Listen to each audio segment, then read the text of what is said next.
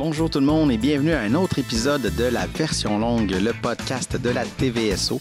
Cette semaine, je reçois Laurent Lazure, le président de la Société du patrimoine de Sainte-Martine, un ancien enseignant au secondaire. Il a passé une grande partie de sa carrière à LPP ici à Châteauguay. Évidemment, on parle d'histoire, on parle beaucoup de Sainte-Martine.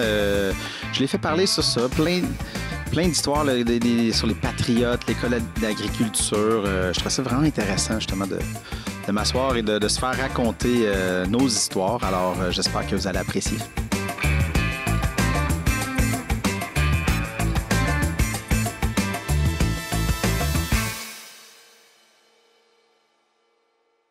Monsieur Lazure, merci beaucoup d'avoir accepté mon invitation. Lazure, c'est à Saint-Urbain. Lazure.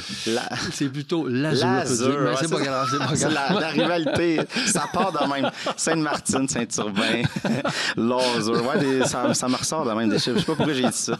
Mais merci beaucoup d'avoir accepté mon invitation. Je sais que... merci à toi. Vous étiez un peu... est-ce que je vous vois tutoie? Ah, tu. Oui. On est presque du même âge. Ouais, à peu près. Là, mais vous êtes bien conservé. C'est ça. On vient du même village, en fait, mais oui.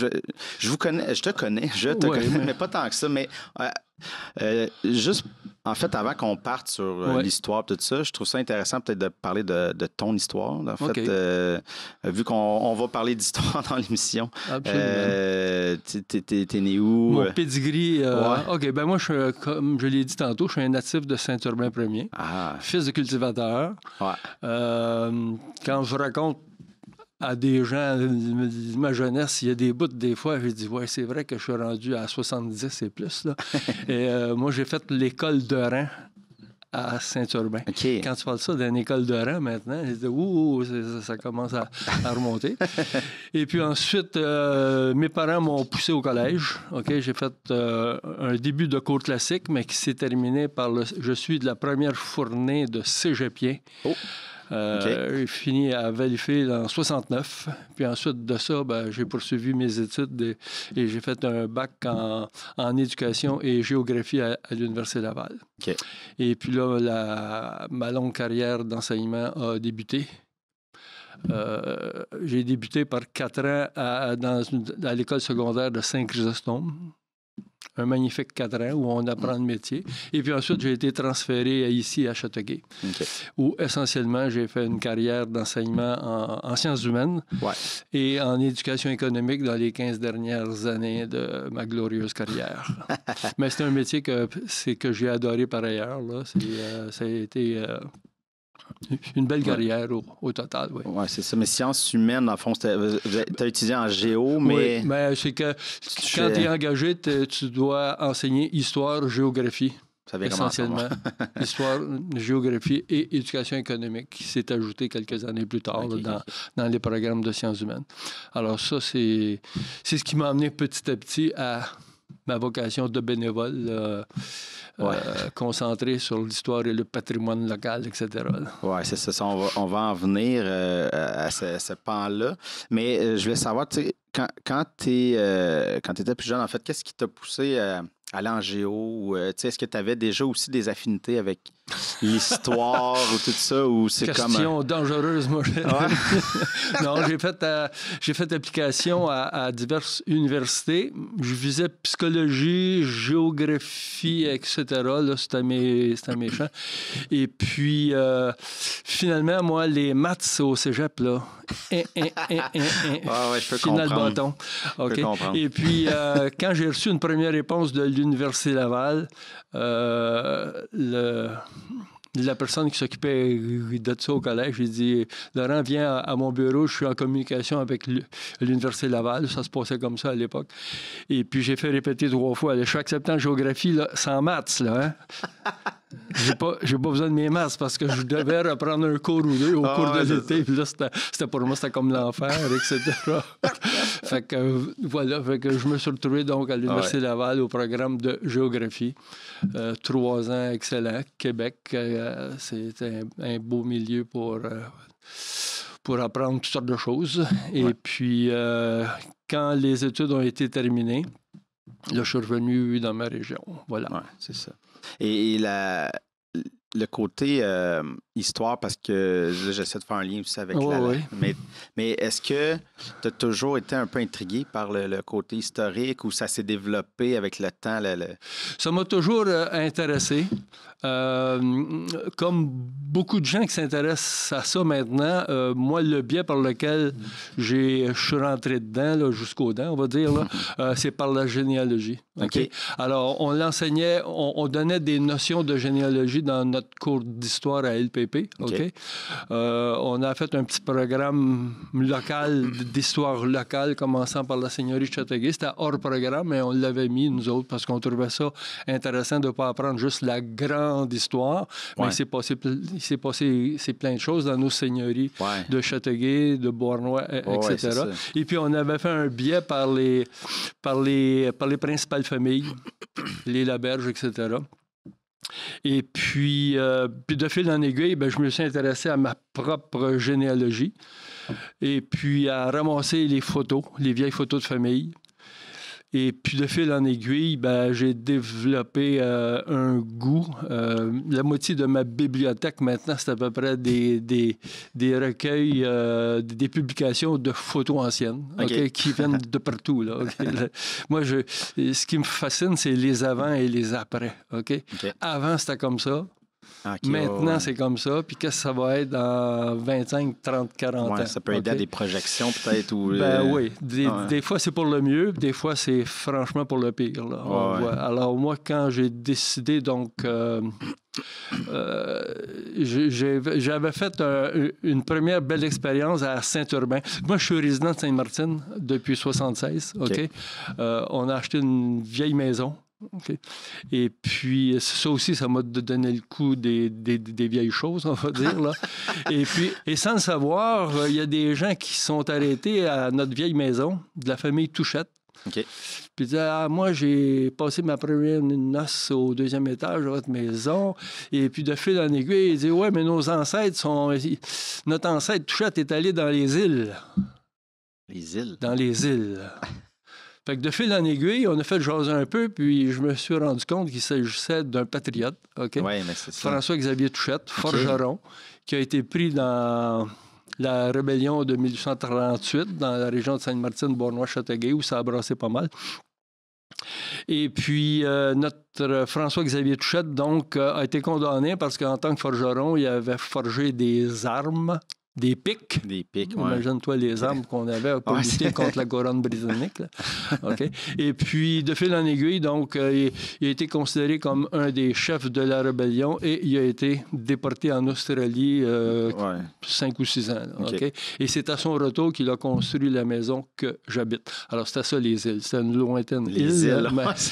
Mais on avait été mis... Alors là, de fil en aiguille, j'ai dit, bon, la généalogie de ma famille, c'est intéressant, les photos. Mais là, j'ai commencé à élargir mon spectre, comme on dit, là, mon champ de connaissances. Et puis, ensuite, ça a été les patriotes. Et puis ensuite, je reviens à la petite expérience que j'ai eue à Saint-Urbain. Saint-Urbain a fêté son 150e en 2002, je crois. Et puis là, avec un petit comité, on a fait le ramassage d'à peu près 12 à 1300 photos. On a... Venant de Saint-Urbain, les gens nous prêtaient assez facilement les photos. On allait les numériser, etc. Et puis, on a fait un album avec ça.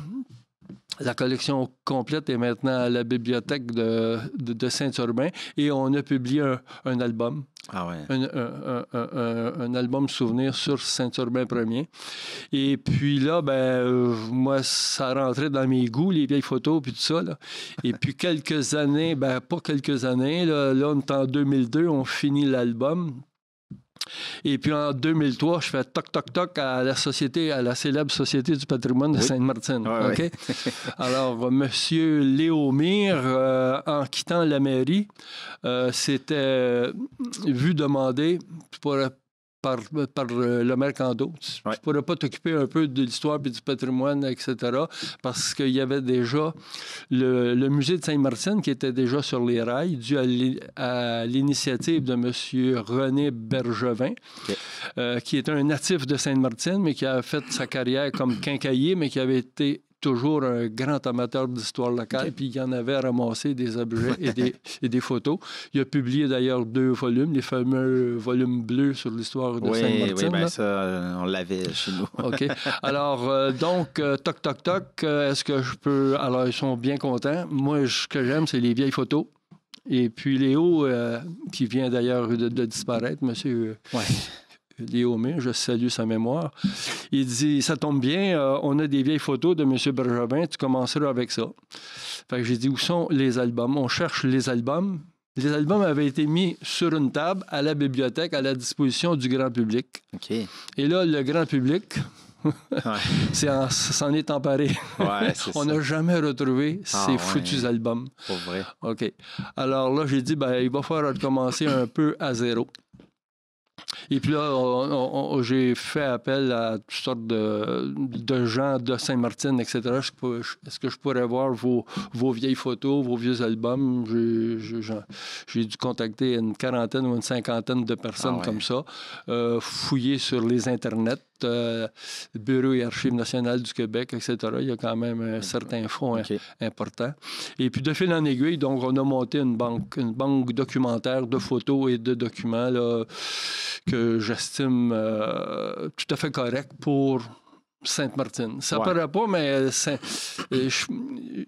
moi, je fais toujours un parallèle entre Saint-Urbain et Sainte-Martine. Saint-Urbain, c'est évidemment un peu plus petit que Sainte-Martine, mais Sainte-Martine a eu une place assez importante là, dans l'histoire régionale. Chef-lieu de comté de l'ancien comté de Châteauguay. Donc, c'est pour ça qu'il y a eu pendant longtemps un bureau d'enregistrement, des notaires. Il y a eu l'école d'agriculture qui a fait la renommée, un couvent aussi, une école ménagère, etc. Okay? Alors, rapidement, je me suis dit, il y a bien des affaires ici à Sainte-Martine. Il y a bien des personnages aussi assez importants. Et puis, de fil en aiguille, on a documenté, on ne sait pas tout, bien sûr. Non, c'est ça. Mais petit à petit, on a monté une banque de documentation assez importante. Et les gens d'autour, même de Châteauguay, de Mercier, nous envient parce qu'on a un musée, un centre de documentation, alors que dans beaucoup d'endroits semblables à Sainte-Martine, ils n'ont pas ça. Ouais. Ils n'ont pas ça. C'est comme éparpillé un peu, puis c'est pas centralisé. Alors, nous, on a la chance d'avoir ça sous la main. Mais ça, c'est le fun. Puis, tu sais, moi, je me rappelle, je viens de Sainte-Martine, j'ai grandi là, mais tu sais, quand t'es jeune, tu vas à Sainte-Martine, c'est un petit village. Pas que c'est plate, mais tu sais, tu pars... c'est un petit milieu. Tu te rends compte, mais il y a les patriotes, puis il s'est passé plein d'affaires là, puis là, les couches, puis... Tu te dis, OK, non, finalement, il y avait quelque chose là, qui se passait dans cette place-là. Il faut simplement... La vocation du musée, c'est justement qui n'est pas extrêmement fréquenté. Là. D'autres, on va réouvrir cette année. On n'a pas ouvert l'an passé pour les raisons évidentes. Là. On va ouvrir en respectant les règles, sans doute. Et puis, si on parle des Patriotes, ça a été notre plus grosse année. Il est venu 1200 personnes. Mais 1200 personnes sur 50 journées d'ouverture, c'est pas si mal. C'est pas si mal. Habituellement, il en vient entre 500, 600, 700, 800. Il passe. Les gens tournent autour des artefacts de la petite présentation. Et puis... mais au moins, on l'a. Il y a les gens qui sont intéressés par ça. Ouais. Et puis là, je viens de découvrir un nouveau public. Là. J'enclencherai là-dessus peut-être éventuellement avec la fameuse page Facebook. Là. Le public 2.0. Le public 2.0, oui, c'est ça. Mais c'est ce que là, c'est ça. T'as ouvert plein de portes, mais je voulais revenir sur les photos. Tu sais, aller chercher les photos. Il y a déjà l'acte de voir ce qui s'est passé avant, mais le fait que tu contactes des gens, j'imagine qu'il y a ça aussi qui est le fun, l'espèce de contact humain, oui, absolument. L'espèce de rentrer dans cette bulle familiale-là. Puis, OK, il y a ça. Tout à fait. J'imagine que... Nos vieux, il faut les faire jaser. OK? Ouais. Moi, j'ai fait jaser pas mal mes parents. Ça a commencé par là. Et puis, au fur et à mesure que je vieillis, j'ai dit j'aurais dû leur poser telle ou telle ou telle ou telle question. OK? Et c'est la même chose avec la plupart des gens que j'ai rencontrés. J'ai fait de belles rencontres, entre autres avec M. Lionel Amiotte, là, qui vit au bout du rang Saint-Joseph. Là. Okay. Il m'a ouvert sa maison, il m'a ouvert les photos, puis il m'a expliqué plein de choses, ancien maire de Saint-Paul, etc. Ouais, Saint-Paul-de-Châteauguay. Saint-Paul-de-Châteauguay. Ça, c'est une autre chicane là, qui a été assez fascinante à découvrir. Et puis, c'est toujours comme ça. OK? J'en ai rencontré quelques dizaines. Okay? Toujours très bien reçus. Parce que s'il y a une chose qui me fait mal, c'est quand une personne arrive avec un album photo. Puis des fois, c'est des photos extraordinaires de studio, support en carton, etc. Là. Ouais. Elle dit, moi, je connais plus personne là-dedans. Je te les donne. Je suis bien content. Sauf que tu viens pour regarder. Si elle ne connaissait plus personne, c'est que les photos n'ont pas été identifiées au verso de la photo. Tu sais, la grand-mère ou l'arrière-grand-mère devait les connaître, la mère peut-être encore, mais la petite fille qui les a, elle, ne connaît plus rien. Ouais. Okay?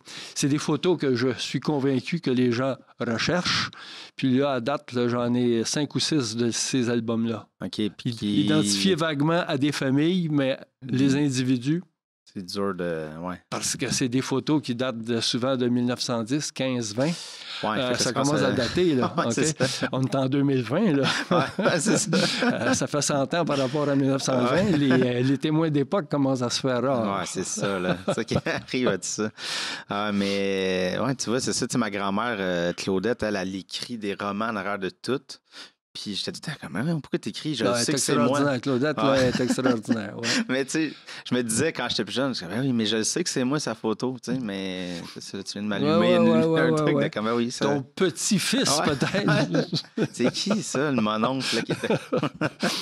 Mais ouais, ben c'est ça, venons-en plus au musée, dans le fond, ou peut-être parler plus de peut-être des trucs que tu n'as pas découvert, mais avec le temps. Parce que c'est sûr qu'on parle, mettons, des patriotes. On pourra revenir aussi sur tu l'as dit, l'école d'agriculture, là, qui était importante, là, mais ça, c'est des gros trucs. Mais des fois, tu te dis, on apprend, c'est quoi l'importance? Des espèces de découvertes. C'est qu'à chaque année, moi, là, Léo, M. Léomé a quitté la présidence de la Société du patrimoine en 2003-2004. Okay. Et puis moi, mais comme innocent, là, j'ai dit, je vais essayer de te remplacer. Là, c'est bon. Et puis à partir de 2003 et de 2004, on a fait une exposition sur un thème différent. Okay? Mais après 20 ans, là, tu dis, ouais, OK, on a fait... Excuse-moi. On a fait l'enfance d'autrefois, on a fait les patriotes, on a fait avec des groupes tout le temps, là. Ouais. Entre autres, un groupe associé à la généalogie, tricoté serré, on a fait sur les principales familles pionnières, les Laberge, les Primo. Là, c'est quand tu commences à faire des arbres généalogiques, là, ça commence à prendre de l'ampleur.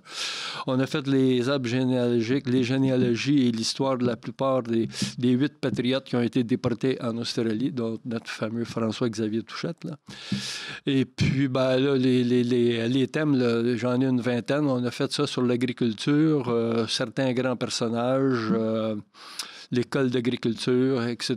Là, et puis à chaque fois, il y avait toujours une maison qui m'intriguait.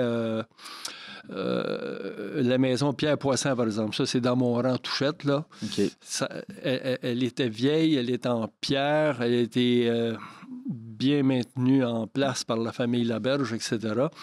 Et puis, j'ai dit, qu'est-ce qui se passe? Finalement, c'était pas les Laberge qui l'ont construite, ça je le savais, mais c'était un dénommé Pierre Poisson, qui est arrivé avec sa famille de 6 ou 7 enfants. Il venait de Châteauguay. OK? Il s'est installé là, puis il a construit ça. Et puis, de fil en aiguille, j'ai été en contact avec une dame de la famille Poisson qui m'a donné une photo de la vieille maison en pierre dans les années 1920. Ça, là, ça me touche directement au cœur. Quand je vois un bâtiment comme il était à l'origine, comment il est devenu. Dans ce cas-ci, il est quand même assez bien conservé. Alors, il y a toutes sortes de choses. Qu'est-ce que j'ai découvert? À un moment donné, en parcourant les recensements, je vois que certains jeunes de Sainte-Martine ne sont pas résidents, ils sont en Californie. En Californie. Je me dis, qu'est-ce que c'est ça, cette affaire-là? Californie, puis là, on est en 1850-51, ruée vers l'or. Oui, c'est ça. Alors, je commence à documenter ça, je regarde ça, puis effectivement, on sait que l'or a été découvert en 1848 à peu près. Là, ça a été une immense ruée de dizaines de milliers de personnes qui y allaient pas nécessairement par le continent. Le chemin de fer n'existait pas. Ouais. Ils passaient par le sud de l'Amérique du Sud ou par l'Amérique centrale. Puis là, j'ai découvert ça. Et de fil en aiguille, je découvre qu'il y a un dénommé Joseph Boucher de Sainte-Martine qui a écrit un journal de son expédition en Californie en 1849-51. Alors le journal, il y en avait déjà un extrait dans un volume d'une dame dont j'oublie le nom. Là. Et puis, de fil en aiguille, je m'aperçois qu'il a été déposé en archive à Saint-Joseph-de-Beauce. À Saint-Joseph-de-Beauce, excuse-moi. Ouais. Il y a un centre d'archives régional et le journal est là. Contact, on fait une photocopie, je reviens avec ça, je lis ça. OK. Alors, et puis là, j'ai commencé à documenter ça. J'ai retrouvé, par exemple, dans les archives du notaire Lebrun, qui était un notaire à Sainte-Martine pendant presque 70 ans. Okay. Il a consigné 10 000 actes dans son greffe. Et puis, je regarde qu'à la fin de 1849, il y a une douzaine de personnes qui passent devant le notaire puis qui dit « Je lègue mes biens, je nomme telle ou telle personne responsable de mes biens. » Et d'autres actes faisaient mention de commandite. OK? De commandite. Il y a comme des voisins qui commanditaient en pensant bien sûr qu'ils reviendraient avec le gros moton. Là. Mais pour faire une histoire courte, là, ils sont tous revenus plus pauvres que quand ils sont partis. Ça, c'est à peu près ça. Et puis là, Joseph Boucher, il revient, il est sans doute revenu avec un petit calepin parce que son journal s'est consigné sur de grandes pages, 8,5 par 14, là, et assez bien écrites. Alors, c'est sans doute ses mémoires qu'il a écrit ou qu'il a fait écrire par une de ses filles, mais qui sont quand même un témoignage tout à fait extraordinaire de ces gars-là de Sainte-Martine, là, qui étaient pour la plupart dans la vingtaine, quelques-uns plus vieux, et qui décident de tenter l'aventure parce que tout le monde se dirigeait vers l'ouest. Là. C'était la fièvre de l'or. Oui, c'est fou, mais de te dire, parce que ça a dû prendre quelques journées, ça rentre, ça ne doit pas être tant facile. C'était un voyage de 6 mois. C'est un voyage de 6 mois. Tu partais de Montréal, New York en bateau, t'arrêtais comme au Chili actuellement, à Valparaiso. Ouais. Là. Moi, c'est d'après les notes que j'ai consultées. Et puis ensuite, on se rendait au port de San Francisco. Et là, de San Francisco, on montait vers les rivières qui contenaient de l'or. C'était toute une aventure que j'ai bien documentée, pas nécessairement juste pour les gens de Sainte-Martine, mais pour connaître le contexte plus global. C'est une belle histoire. C'est une belle histoire. Ouais, oui. Et j'aimerais qu'on embarque sur l'agriculture parce qu'on s'entend que Sainte-Martine et la région, c'est un gros morceau.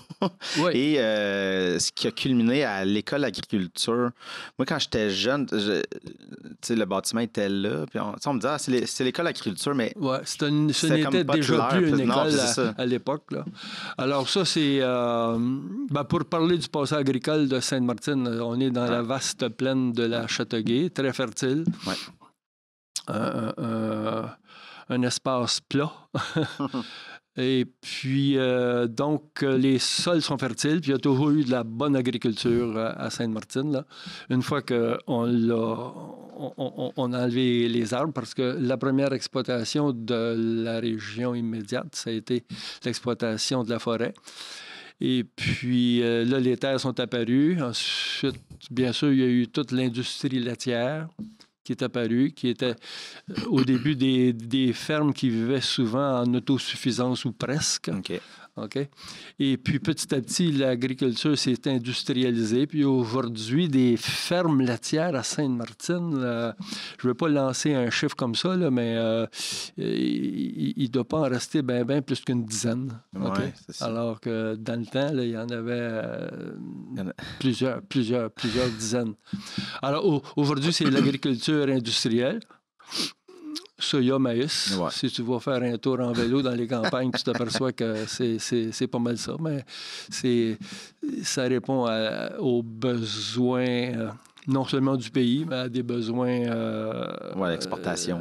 L'exportation, parce que mon voisin, la Berge, lui, il connaît bien les cotes des grains à la bourse de Chicago. Là. C'est pour vous dire que son grand-père ne devait pas s'intéresser beaucoup aux cotes de bourse de Chicago. Mais lui, il est là-dessus parce que c'est avec ça. Alors, pour s'y en est de l'école d'agriculture, il y a un personnage important qui n'a pas un lien direct avec l'agriculture, c'est le chanoine Allard, le curé Allard, qui va être un des fondateurs du collège de Valleyfield. Un de ses premiers enseignants, en tout cas. Et en 1900... On s'en fâchera pas dans les dates, là, mais vers 1912-13, il va être nommé à la cure de Sainte-Martine.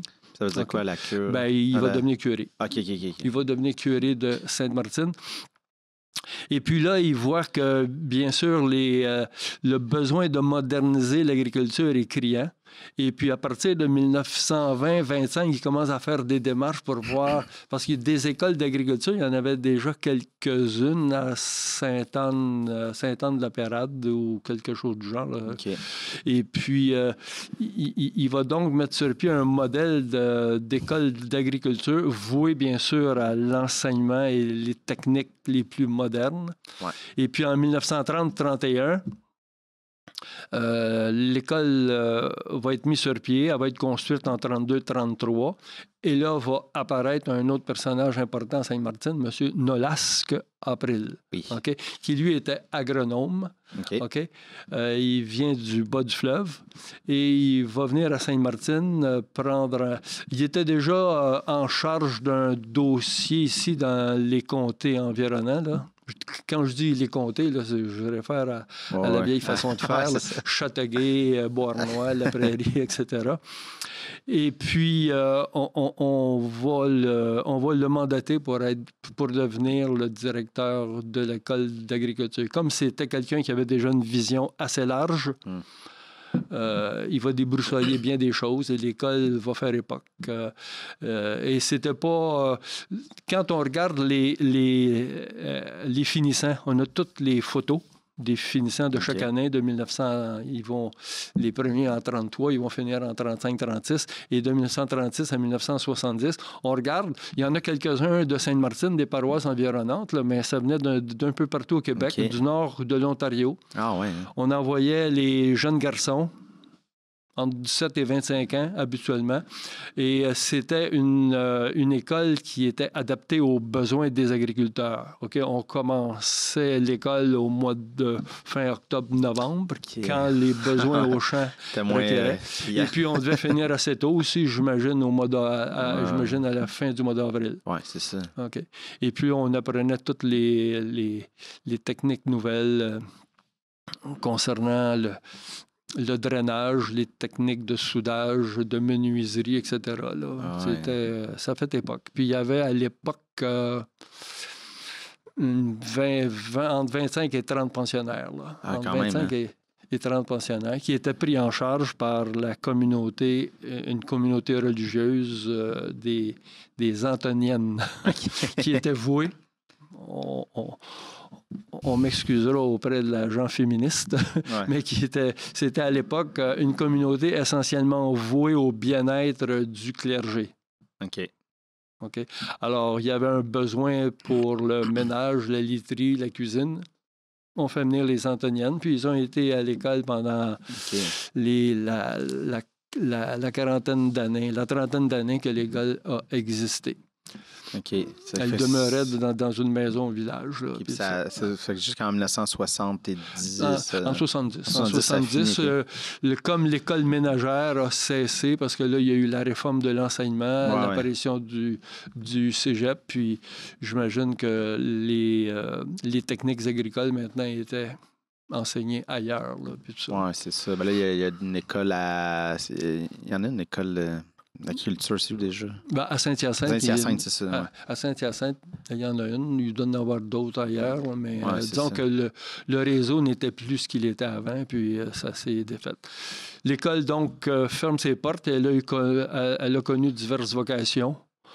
On a essayé d'en faire comme une espèce de camp de vacances. À un moment donné, pour recevoir les jeunes, leur apprendre les rudiments, parce que l'école, c'est l'école, mais à côté, il y avait toute la ferme, OK? Il y avait un poulailler, une dindonnerie, une étable avec des vraies vaches, un champ en arrière avec des vrais instruments où on apprenait vraiment les choses. Et puis, ça n'a pas vraiment fonctionné. Et puis, on sait ce que c'est devenu. Ça a été racheté par un promoteur qui en a fait des logements. Des immeubles à appartements, mais en conservant l'intégrité du bâtiment comme tel. Rien ne peut se construire devant l'école. On veut que l'école continue de projeter sa façade. C'est exactement. Ça. Puis c'est fou parce que, mettons, en 70, moi, je suis né en 85, mais tu sais, j'entendais parler, tu sais, comme, mettons, dans les années 90, mais tout le monde dit encore l'école d'agriculture. C'est l'école. Quand on veut dire... quand on veut situer, par exemple, le pavillon des patineurs, c'est en face de l'école de l'agriculture. Tu ne peux pas le manquer, c'est à l'entrée de Sainte-Martine. Non, c'est ça. C'est quand même un beau... Mais ça m'amène à parler justement du patrimoine. Tu sais, l'importance de... Parce qu'on voit à Chambly un bâtiment qui se fait détruire, puis c'est l'espèce de combat de conserver ça, mais de vouloir faire place à nouveau. Puis tu disais tantôt, là, tu vois, les photos avant-après, puis pour le mieux, pas pour le mieux tout le temps, mais c'est un truc qui est dur des fois peut-être à balancer. Je sais pas c'est quoi un peu ton opinion là-dessus, si t'en as une, mais l'importance de garder ce patrimoine-là et comment on peut aussi mixer. C'est pas très évident. Les gens, ils vont souvent, je dis pas la facilité, là, mais ils disent, écoute, on achète une vieille maison. Là, je peux donner, c'est mon exemple. On aurait pu se faire construire une maison neuve, mais en tant que prof d'histoire, etc., ma femme l'était aussi, elle était attachée à ça. Et puis, allons-y pour la vieille maison, où on a fait toutes sortes de rénovations à répétition, parce que c'est un peu ça, une vieille maison. Hein. C'est un gros vieux bébé à dorloter. À dorloter, oui, c'est un peu ça. Et puis, sauf que quand je suis arrivé, moi, dans le portrait à Sainte-Martine, au début des années 2000, la Société du patrimoine, avec l'aide de la municipalité qui a toujours été très, très ouverte là-dessus, on a fait un exercice de revitalisation. OK? C'est pas très évident. Revitaliser le vieux village, comme on dit. Okay. On sait que, par exemple, le magasin d'alimentation, le IGA, est parti avec un nouveau bâtiment. Un petit peu plus loin. Il n'y a des trottoirs que sur un côté. Ça facilite pas la circulation ou les commerces. Les espaces de stationnement sont très, très rares. C'est ça. Fait que c'était pas très évident. Moi, j'ai dit revitalisation commerciale, oui, si on peut, mais moi, je voyais surtout la revitalisation résidentielle. OK? Sainte-Martine a gardé un cachet assez pur de ses bâtiments. de partir, il y en a de vieux, là, comme on connaît la maison Pierre-Roussel, la fameuse maison au toit rouge emblématique, c'est ça. voisine de l'ancien Gilles, c'est ça? Oui, exactement. Ouais. Et puis, sauf que moi, en faisant l'historique de la plupart des maisons, je me suis aperçu que c'était des maisons qui étaient construites souvent fin 19e, début 20e, donc qui ont déjà plus de 100 ans. OK? Ouais. Mais dont les propriétaires avaient assez bien conservé l'aspect. Et puis, il y avait surtout une certaine homogénéité dans le bâti. OK? Ouais. Alors, on a mis sur pied un programme, la municipalité, Ouais. OK, a toujours été très ouverte à ça, à la préservation du patrimoine, à la mise en œuvre de certaines politiques. Et puis, on avait eu une politique qui existe encore là, concernant le financement à la hauteur de 5 000 $. C'est pas gros, 5 000, mais ça peut faire pencher la balance entre des fenêtres d'un goût douteux puis des belles fenêtres, etc. Oui, c'est okay? ça. Ça va juste le petit upgrade. Ouais, là, voilà. Et puis, ça s'est fait comme ça pendant une quinzaine d'années et ça se poursuit, sauf que je perçois maintenant un certain ralentissement dans cet effort-là, mais au moins, aucun bâtiment n'a été démoli. Tout le monde essaie de garder ça assez propre d'époque. Les gens sont assez conscients de la richesse, richesse, on va dire, richesse patrimoniale du village de Sainte-Martine. Et puis, moi, je jette un coup d'œil, là. Ouais. Je dis pas que je jette un coup d'œil averti, je suis pas architecte, je suis pas rien, là. Ouais, mais j'aime les belles vieilles maisons. Et puis, si j'ai un petit regret, c'est qu'il y a beaucoup de nouvelles maisons qui se sont construites à Sainte-Martine, là, aux extrémités. Et puis, on a délaissé un peu, même, je dirais beaucoup, notre style d'architecture. Ouais. La maison québécoise, rien de plus beau. Là, son toit avec des lucarnes, la galerie qui protège, nous protège la neige et des intempéries. Ça se construit pratiquement plus. Non, c'est ça. La maison à toit brisé, à comble français, comme on dit, comme on a beaucoup d'exemples à Sainte-Martine, ça ne se construit plus non plus. Les gens vont vers des plans qui leur sont soumis par les grands industriels, les bonnes villes, etc. Je dis pas qu'ils font ça pour mal faire, certainement pas, mais disons que c'est un petit regret que j'ai, ça, que les gens n'en aient pas planté une de temps en temps de ces vieilles maisons pour dire « Hey, ça ressemble à ça nous ressemble, cette architecture-là, c'est nous qui l'avons, on va dire, inventé. » Et puis, on l'a mis de côté un petit peu. Il va peut-être y avoir une résurgence, un peu comme on a vu l'âge du bungalow dans les années 50-60. Et puis, avec les années 70, peut-être jumelé à ça un peu de nationalisme à l'époque. On a vu la résurgence. Les gens ont construit des maisons en pièce sur pièce. On construit des maisons de style, d'époque, etc., de pierre même. Il y a plusieurs exemples à Sainte-Martine, puis elles datent toutes à peu près des années 70 à 80. Okay.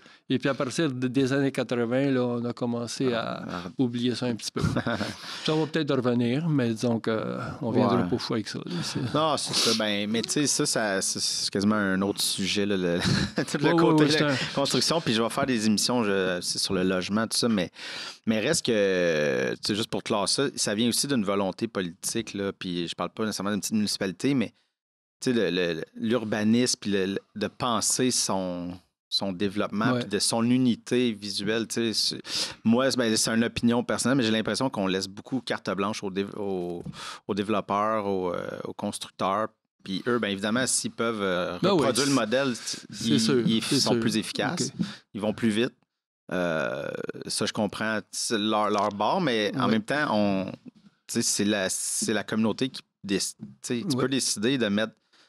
Juste un exemple, c'est, mettons, à Saint-Sauveur, mais le bout commercial, je veux dire, ils forcent à avoir justement les affaires, les bâtiments de couleurs, ce qui fait que tu as des compagnies qui ont des teintes, mais ils sont obligés d'aller se mettre sur une teinte qui n'est pas leur truc. Avec des enseignes commerciales qui ne flashent pas trop, puis qui fit dans le truc, puis ils sont obligés des fois de délaisser leur couleur, mais ils s'y plient parce qu'ils veulent être dans l'espace commercial. Fait Si on met des normes, c'est pas draconien de dire ben on veut garder un truc. Après ça, c'est sûr qu'il y a le coût monétaire là, de construire des maisons en pierre, j'imagine que de nos jours. Oui, c'est sûr que. Oui, mais on construit de belles grosses maisons encore. Là. C'est vrai. Moi, je fais souvent du vélo le long de la rivière Châteauguay, là, puis il se construit de la cabane en tabarouette.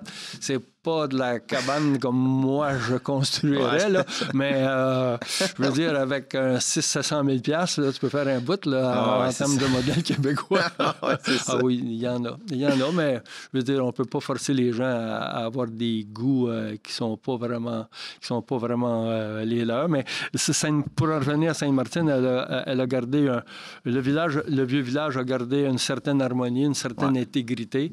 Et puis, il faut éviter qu'on enlève un bâtiment, que ça devienne comme une bouche à qui il manque un dent, puis ensuite, apparaît un bâtiment qui ne fit pas. Là. C'est sans vouloir... moi, je vois Mercier, je connais des gens de Mercier qui sont un peu désarmés vis-à-vis de la disparition de leur village, OK? Ouais. Mais c'est vrai que Mercier, c'est une banlieue proche de Montréal, puis la pression domiciliaire n'est pas la même, là. Mais quand tu arrives à Mercier, là, c'est des allées de condos, là. Ça réagit à une certaine pression, je comprends, mais il reste encore quelques belles maisons du village à Mercier, là, mais disons que l'esprit village est un peu disparu, et d'autant plus que l'Église a subi des dommages assez importants. Là. C'est comme ça. Oui, c'est ça.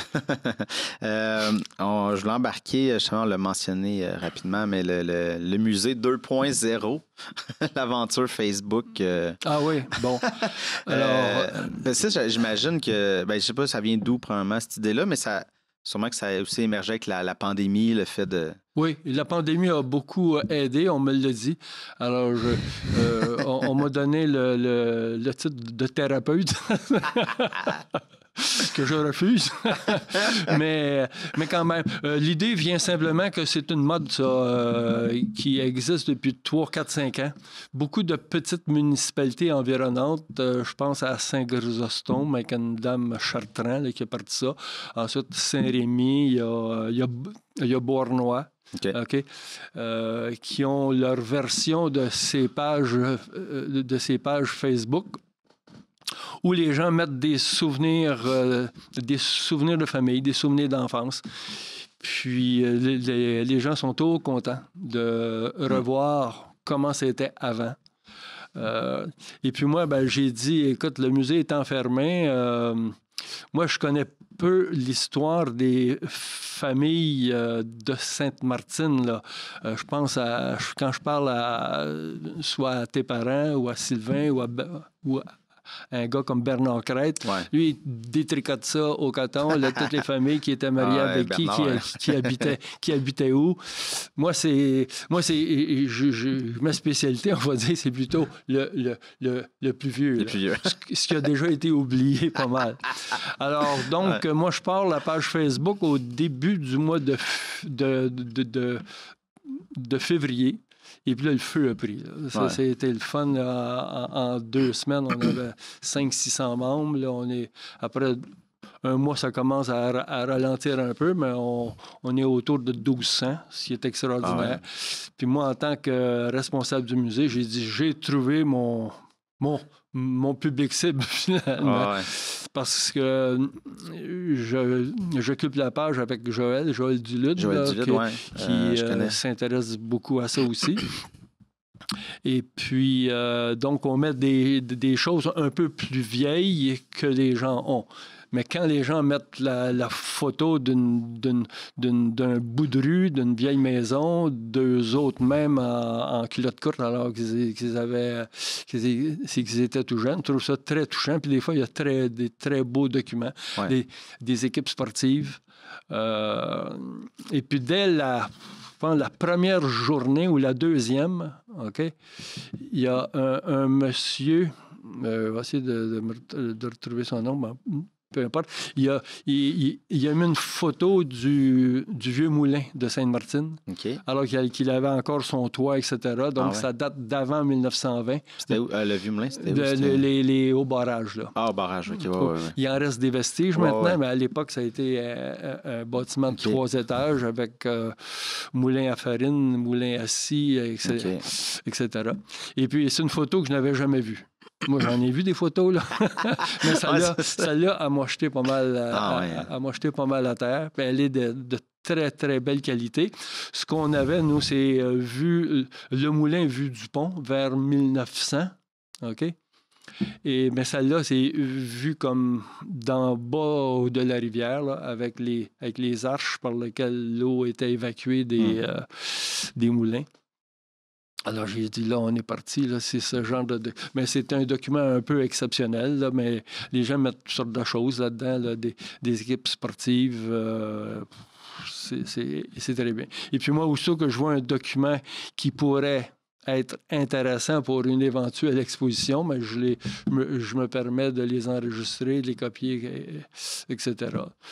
Je vais demander aux gens, d'ailleurs, quand elles voient des belles photos qu'elles voudraient garder, si on le réflexe de les conserver. J'imagine que si on les met en public, je n'ai pas demandé la permission formelle, là, je pourrais le faire, là, mais je pense que quand c'est... Ben, c'est implicitement... C'est implicite un peu. Tu le mets dans une page Facebook. Même si c'est une page Facebook, on va dire qui est privée. On doit demander la permission d'être abonné ou d'être invité, de répondre à une petite question. Que voulez-vous faire sur cette page? Consulter, etc. Ça. Et puis, ça va de soi. Oui, c'est ça, ça vient avec. Mais ça l'aide à rejoindre les gens. Absolument. Puis, les gens sont très entichés de ça, là. Mais comme je te dis, ça ne rejoint pas tout le monde. Non, mais... ça a occupé la période pandémique pendant un petit bout de temps, au moins. Oui, parce que ça permet rapidement à des gens aussi de, tu sais, s'il faut... Ah, ça, je peux... Puis là, tout de suite, de le montrer, tu sais. Aujourd'hui, c'est tellement facile. Puis avec le téléphone, les foutus téléphones, là, moi, je dis, je ne ferai jamais accro là-dessus, mais veux pas. Là, c'est ça. C'est ça. Une fois que les notifs rentrent, il y a quelqu'un qui... Ah, OK, on va voir. Avec le téléphone, on parvient à reproduire assez facilement. Là, j'ai même mis une petite technique pour éviter les photos qui retroussent. Mettez des punaises aux 4 coins, puis ça va faire la job. Puis cadrez bien, parce qu'il y en a, c'était quand même drôle. Ils mettaient ça sur le sofa, là. Puis comme ça, la photo est là, puis comme ça. Donc, la photo, mais la photo est... la photo est comme ça. De côté. Je dis, prenez, c'est le centre de la photo qu'on veut. C'est pas les plis du divan, là. Mais c'était plus drôle qu'autre chose. C'est ça. Non, mais c'est ça. Puis mais ça doit être le fun, justement, de...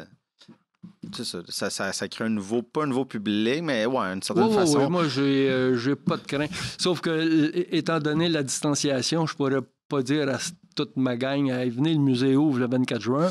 Non, c'est ça. Habituellement, on faisait toujours une ouverture où on invitait plus ou moins, c'est formellement, puis il y avait toujours 50-60 personnes qui venaient, on montait, puis les gens aiment ça, se côtoyer, puis dire, regarde. Non, mais ça, c'est sûr.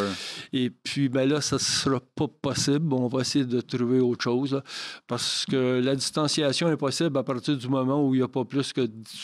C'est pas si gros, là. C'est pas si gros. À partir du moment où il n'y a pas plus que 10 ou 15 personnes en même temps, éviter de se rencontrer dans l'escalier. Ça va être une petite logistique, mais on devrait survivre à ça. Oui, c'est ça. On verra comment ça va se dérouler aussi avec la vaccination. Vaccination. Nouveau vacciné depuis hier à Ormstown. Ça s'est très bien passé. Comment tu te sens, là? Là, je me sens tout à fait rajeuni. Je suis prêt à aller à n'importe quel party. Donc, je pense qu'on a encore vraiment jusqu'au début de l'été pour passer cette foutue vague, là. C'est ça. Mais moi, j'appuie le gouvernement dans son effort de maintenir les jeunes à l'école. Moi, je suis un enseignant. Et puis, je le lisais encore ce matin, je pense. Et puis, les ados, là, c'est des petits animaux sociaux, ça. OK? Tu existes par ta gang, par ton ou tes amis. Ouais. Puis à partir du moment où tu es coupé de ça, tu n'as plus tes jambes. Là. Non, c'est ça. Mais il faut faire des efforts. Mais mais je critique pas, mais ça reste quand même un bon casse-tête. Le secondaire, parce que, tu sais, mettons le primaire, tu te dis, bon, ben, ils ont un enseignant, puis s'il y a un cas, ben, la classe ferme. Mais là, tu sais, toi, t'enseignais, ben, t'enseignais à plein de niveaux, plein de classes. On se promène partout. Fait que s'il y a un cas, ça se peut, tu sais, qu'un enseignant tombe, puis là, en fait, ça peut être 7 enseignants qui. En tout cas, j'ai encore quelques collègues dans le milieu et puis je leur lève mon chapeau pour passer à travers ça, à travers enseigner par les écrans, enseigner par en non présentiel. Là, déjà, on sentait que c'est pas facile d'être enseignant là, avant. Ça l'a ajouté une petite couche. Ça a ajouté une couche que, mon Dieu, il faut leur lever notre chapeau, c'est clair. Là. Voilà. C'est pas facile tout ça. Le temps avance, mais j'avais envie de parler d'un truc que moi j'ai appris plus vieux, puis j'étais comme fâché de l'apprendre comme un peu de manière nonchalante, mais il y a eu un cinéma à Sainte-Martine. Puis c'était mon grand-père, absolument, Gilles Dubuc, qui avait ça. Oui. Puis j'ai comme appris ça, je sais pas, à 15, 16 ans, mais d'une manière comme moi, quand j'avais le cinéma, quoi? C'est moi qui capote cinéma, j'ai étudié là-dedans finalement, mais vous m'annoncez ça de même. Pour moi, c'était gros. Il y avait un cinéma à Sainte-Martine. C'était un monsieur de Châteauguay qui est venu à Sainte-Martine pour gérer comme des coopératives. Et puis, à titre personnel, il a parti le cinéma. J'oublie son nom, malheureusement, ça va me revenir. Et puis, ensuite, il l'a opéré quelques années. Ensuite, ça a été vendu à une famille Leduc, dont tes parents se souviennent très, très bien, sans doute. Là. Ensuite, la famille Leduc l'a vendu à tes grands-parents, à M. Dubuc et sa femme. Et eux autres, ils l'ont opéré jusqu'à la fin des années 70-80. Et puis là, qu'est-ce qui les a fait débouler, sans doute? C'est l'avènement de la vidéocassette puis tout ça. Là. Ça a été racheté par un ou deux autres, là, mais à partir du milieu des années 80, le cinéma dans les petites localités. Bournois avait son cinéma. Saint-Rémy, Saint-Urbain n'en avait pas. Alors, on venait voir les petites vues à Sainte-Martine. Moi, le premier film, je ne sais pas si c'était quand ça a sorti, sans doute pas. Là. Moi, ça a été Aurore, l'enfant martyr. Ça fesse. Mais c'est ça. Ben, mon grand-père m'appelait après ça. J'ai demandé plein d'anecdotes. Puis j'ai 2 carnets, peut-être... éventuellement, pourrait t'intéresser le musée, mais c'est toutes ces notes avec ses sorties de films, en tout cas.